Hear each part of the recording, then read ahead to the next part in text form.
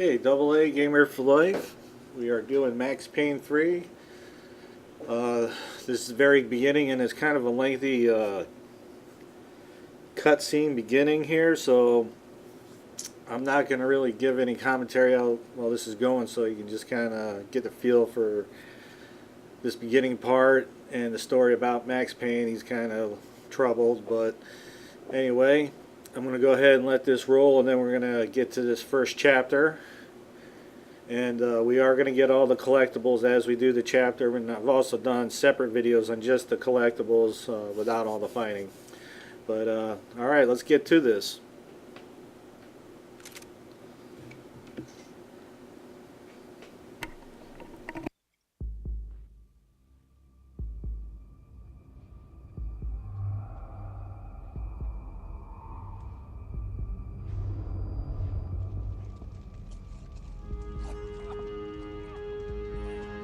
So I guess I'd become what they wanted me to be.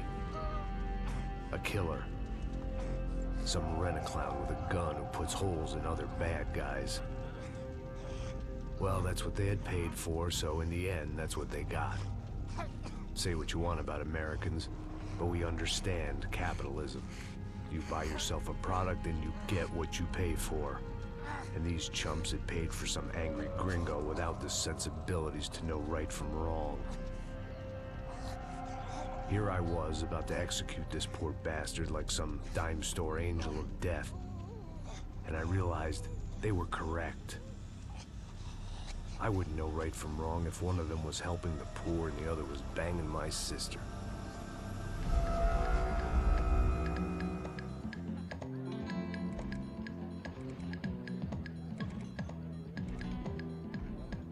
I'd arrived in Sao Paulo a few weeks before.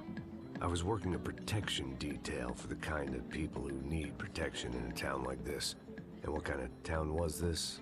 One where I didn't speak the language and they didn't water down their drinks. So for now, we seemed to get along just fine. Of course, that was about to change. Hey, brother. Hey, How's the cocktail? it's scotch. I never mix my drinks. Well, at least not on duty.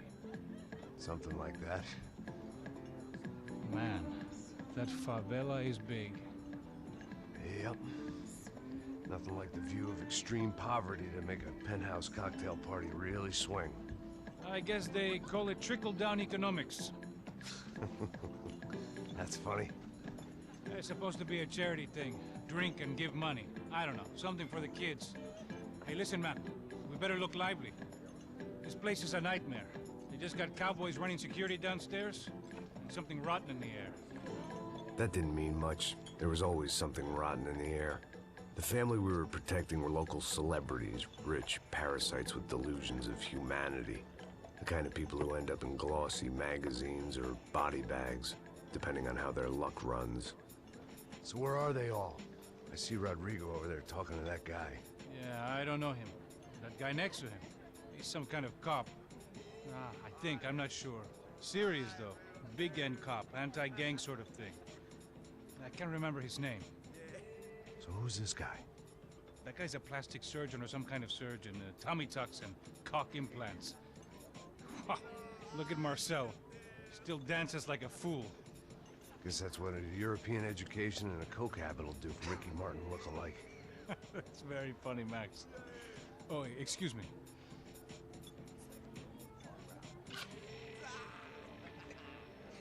I was mostly working for Rodrigo Branco, a local businessman. Built things, did some charity, had things named after him, won awards, owned things, people. One of the trophies he had won was his wife, Fabiana. She was hot and wanted to be dangerous.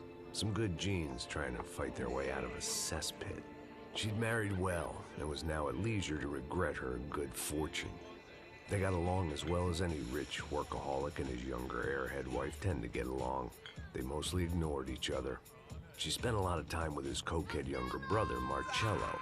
He was a good-time guy if your idea of a good time was an expensive suit, a bottle of champagne, and nothing between the ears. The middle brother, Victor, had just walked in. He was a local politician.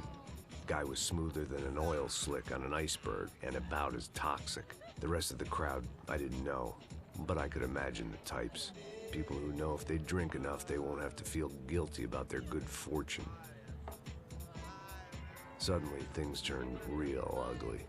Felt like our hangovers arrived right on cue.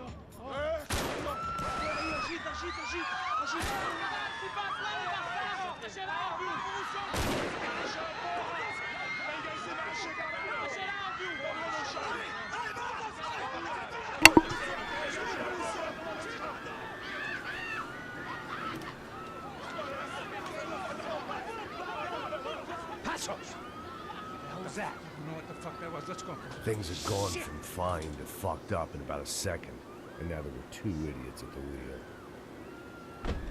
Clear. Got this floor?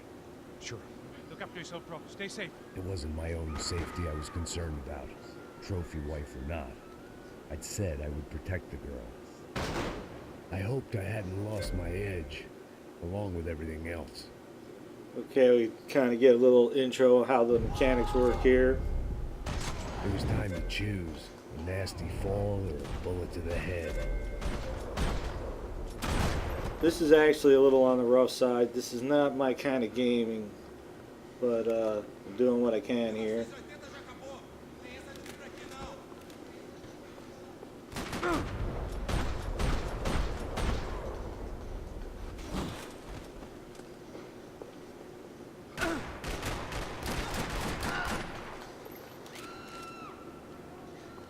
That was the boss lady, only this time